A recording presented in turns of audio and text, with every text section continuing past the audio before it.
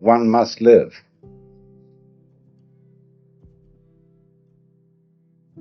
We need to survive, to go on. We need, therefore, money for food, for this, that, and the other. We must go on. And we know that we're not going to get away with it for very long. That after a certain number of years we're going to die. That the thing is going to end. The thing that we call I is going to be as it is in sleep. Deep sleep with no dreams.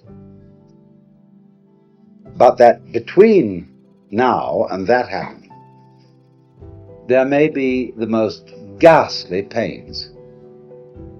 Not only perhaps the pains of physical disease, or being wounded, or hurt, but the pains of worrying about our failure of responsibility to people who depend on us.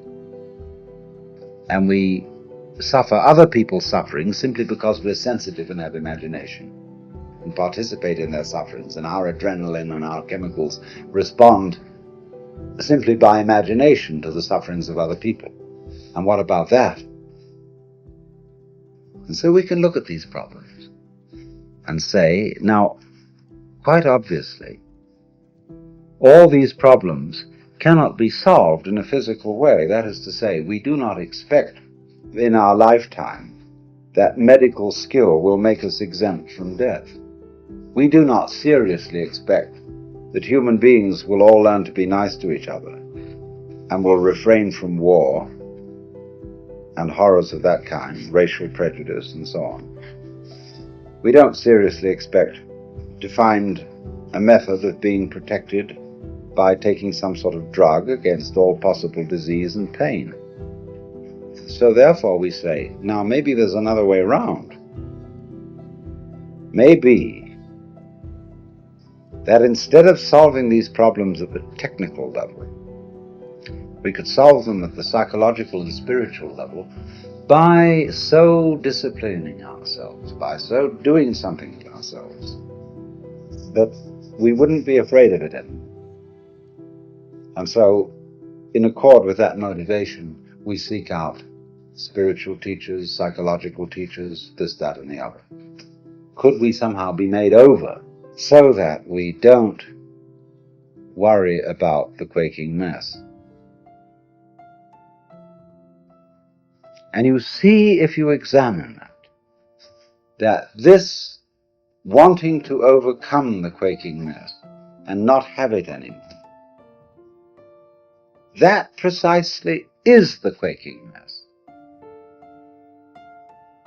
The thing that we object to about ourselves is precisely what we do about overcoming it. In other words, the activity that we employ in overcoming it is the mess that we object to. Do you see that? And it's very important to realize that. And if you do realize it, you raise the question, then what can I do?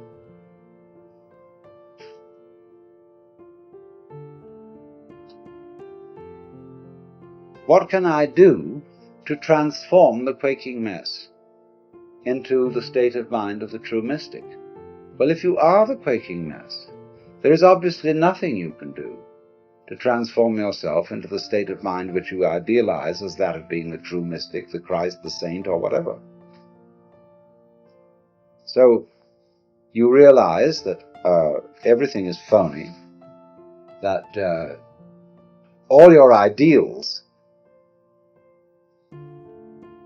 are simply manifestations of the quaking mess, trying to get away from itself.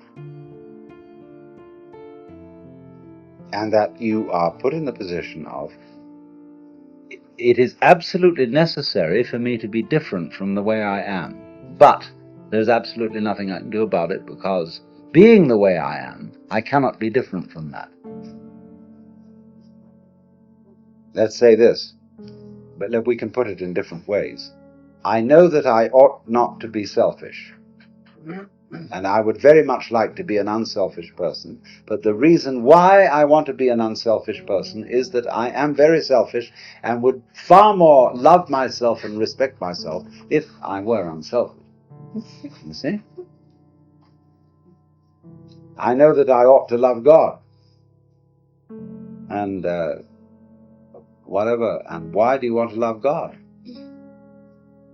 Well, because God is the biggest boss, and it's best to be on the side of the big battalions.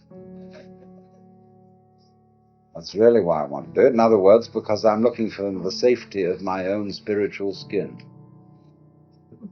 So I think I ought to love God. All sophisticated saints have known this. St. Paul understood it, St. Augustine understood it, Martin Luther understood it. They didn't know what the hell to do about it. But there was nothing to do. And yet something has to be done. Obviously. But you realize when you really look into yourself,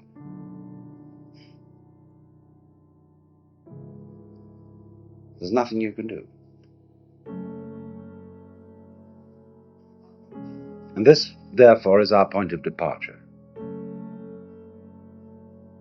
That we here,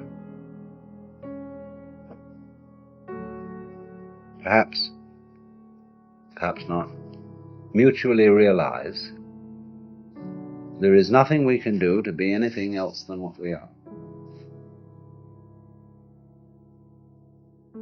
To feel any other way than what we feel at this moment. And to be then this quaking mess which has the capacity for the horrors about what life can do to us. However, this isn't as much of a blind alley, a cul-de-sac, as it sounds. Because if you discover a blind alley, it tells you something. Watch the flow of water when it crosses over an area of land, and you will see that it puts out fingers, and some of them stop because they come into blind alleys. And the water doesn't pursue that course. It simply rises, and then it finds a way it can go. But it never uses any effort. It only uses weight, gravity. It takes the line of least resistance and eventually finds a course. Now we will do the same thing. Only we're ashamed of it. But we're going to do it anyhow. We think that when we come to a dead end, a blind alley, oh, I failed. Supposing the water, at each place where a finger of water stretches out over dry ground and doesn't go any further because the land is too high, the water were to say to itself, I failed. We would say it was neurotic water.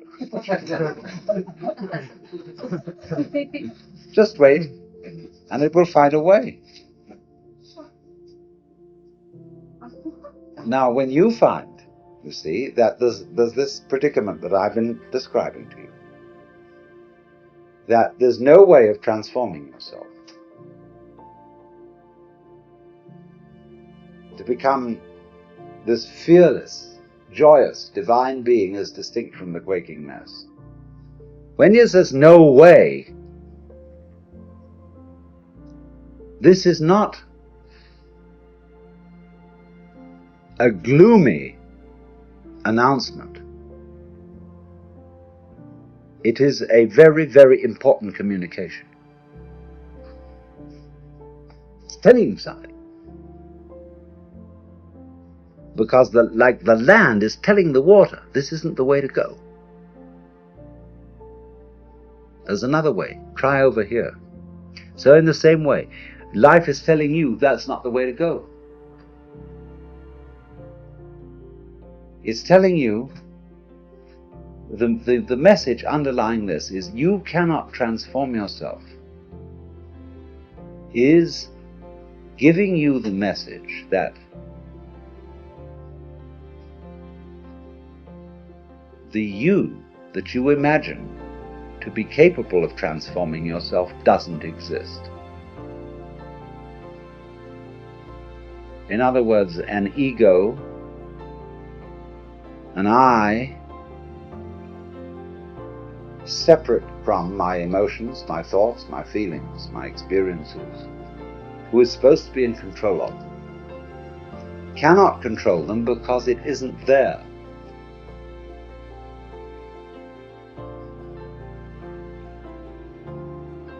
And as soon as you understand that, things will be vastly improved.